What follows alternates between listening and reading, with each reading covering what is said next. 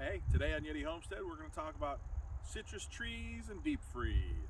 So we're coming off of a nor'easter that had got us pretty low. We got into the mid-teens down here in southeast Georgia. Not quite normal for us. About a year and a half ago, these three trees right here, I planted these three citrus trees. I've got two more citrus trees that I just planted about 2 months ago. We'll see how they're doing. And then I've got that tree back there is a citrus tree that I planted about 8 months ago, at the beginning of last summer. Right now it is December 30th, I believe. And we've gone through 5 days of, I think the lowest it got down to was 16 degrees at night. So the citrus trees pretty much don't like anything below 32 or so. Took a page from the Millennial Gardener and took some of his advice, and I lined the trees with the incandescent Christmas lights, and then I put a little insulation over the top of them. So let's see how it goes.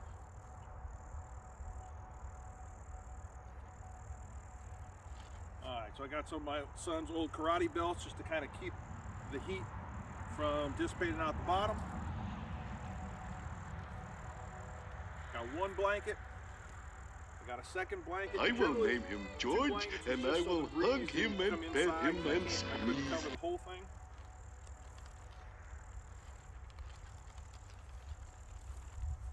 And I'm holding, use this guy just for some structure so that the weight of the blankets just didn't totally.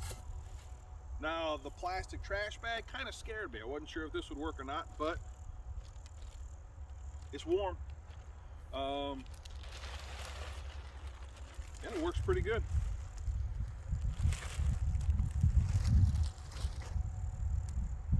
So this, I believe, is the navel orange tree that we've got, and it's got some leaves that, but I think that's just from the trash bag.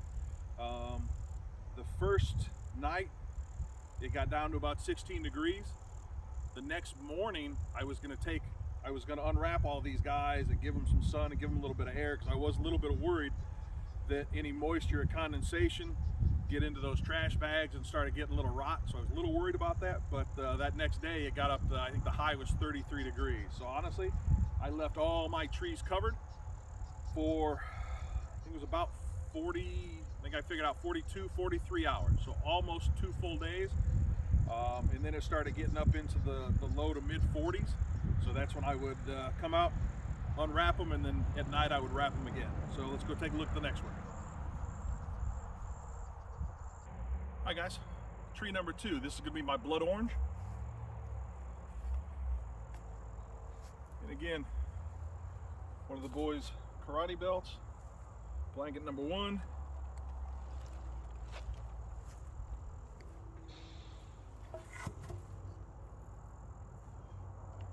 Use a couple clamps to make sure the wind didn't. Ooh, I can already feel the warmth coming off these blankets from the inside. All right, so again, I use this as a structure, but it wasn't quite tall enough. But let's see how we did.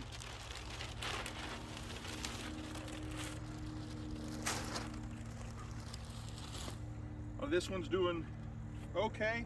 I got a couple leaves that didn't like the plastic bag, but as you can see, these are the old school incandescent Christmas lights. Each tree got a strand of 100 lights, and just the heat that comes from those Christmas trees. I was a little worried about that plastic trash bag because it doesn't let any air permeate or anything like that, but honestly I think that helped keep the heat in because it didn't escape through any pores or anything like that. So it's doing pretty good.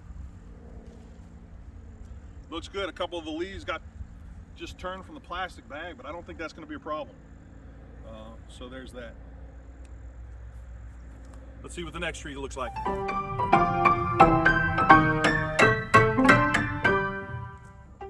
Alright guys, so this is where I was kind of running out of blankets. So all I've got is this U-Haul blanket, and it was a little bit thinner than most. So from the house you could actually see the blue lights. The first night I did not use the plastic bag. One of my old hoodies, flannel hoodies. And then I ended up using the plastic bag from night 2 on. As you can see, I've got a couple that have a little bit of yellowing, but for the most part it's doing pretty well. And I think those first two, because they're the furthest out and I didn't have the trash bag over them that first night, I think those might have got hit by some of the cold. But not a whole lot. I'm not too worried about them. And I guess, let's take a look. I think I could probably just prune this right about here.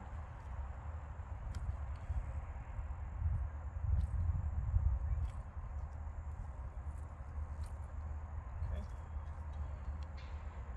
Now originally this was supposed to be a cocktail tree. A couple different ways to do that cocktail tree. You could graft. This was a combination Meyer Lemon and key lime tree. The goal being that you would have one tree that produces both Meyer Lemons and key limes. Sometimes you could graft those. This particular one, they basically planted a key lime and a Meyer Lemon really close to each other, hoping to grow into one stump. Unfortunately, I don't remember exactly what it was, but I killed it. I think we had a freeze come through, and that both kind of died back right after I planted it. We had a little bit of cold come through, and I thought both of them died, but I left it there. I figured I'd wait till spring to see what happens, and one of them started growing again. I think it's the Meyer Lemon, but I'm not 100% sure on that. So we'll see here in a year or two.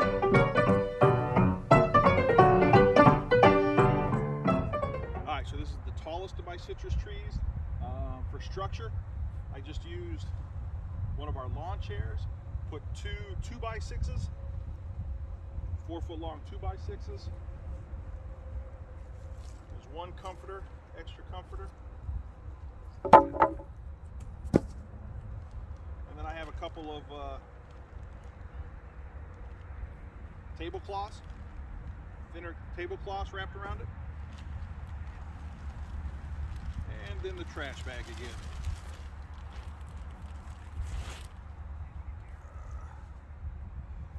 So this guy, doing pretty well. I think some of the leaves just turned because of the plastic bag. I got no yellowing. Looks good. This one, I'm not sure what it is. The picture of this app says it's either a key lime or a satsuma.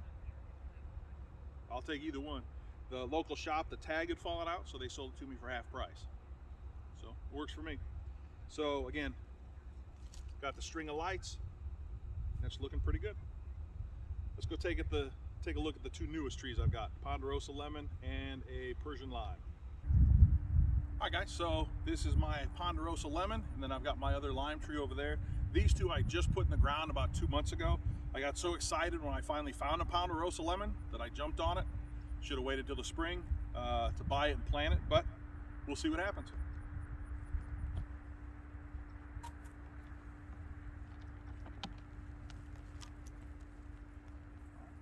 So this is one of our trash cans that we used in the house. Just use that, and you still feel there's quite a bit of heat still in there. I also used the bag for another layer of insulation. This particular tree came with a little bamboo stalk, so that bamboo stalk is what was keeping that up, so we didn't crush that at all. But let's take a look. It's doing pretty well.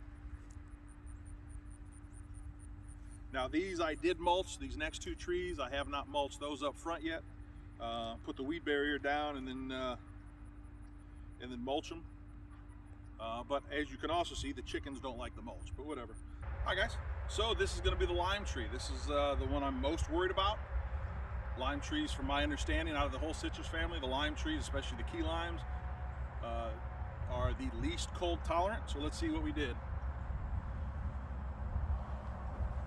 Little Minecraft there. Put a bucket, you can feel the heat of the bucket. Yeah, you can feel very warm inside the bucket. Ooh, even smells like limes in there. That's kind of cool. There we go.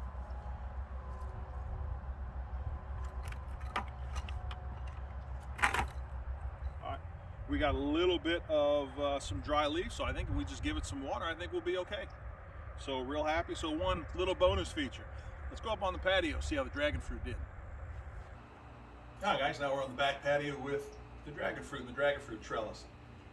So this is the one I was the most worried about. So let's see how it did.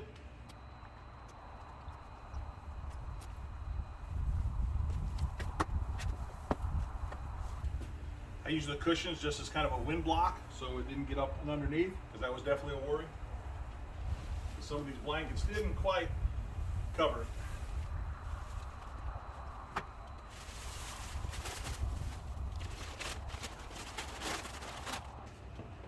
So yeah, there we go. There's my dragon fruit. Good color, nice and solid, not mushy at all, good and strong. This is my extra where I'm just trying to get some rooting because I want to build another trellis and put this over into another one. I did have some more pieces coming off over here, and they kind of started climbing out this way, and I was going to work on those this summer, but unfortunately with this cold, trying to wrap them and try and keep them, I think I lost those. I tried to clip them yesterday, but that was after 4 days of the cold, and they're inside. I trimmed them up, but they're feeling a little dark colored. They're feeling just a little bit mushy, so I'm going to let them see if I can dry them out and then maybe replant them. We'll see, but they're definitely, that guy's solid, nice and strong. So, and as you can tell, we had 3 layers coming up over the top. Now I did put this here to kind of keep some type of structure. Man, these guys didn't mind it at all. Here is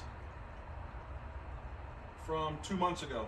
This is October 14th, and they've grown another almost 2 feet since then. So pretty interesting. I have yet to get any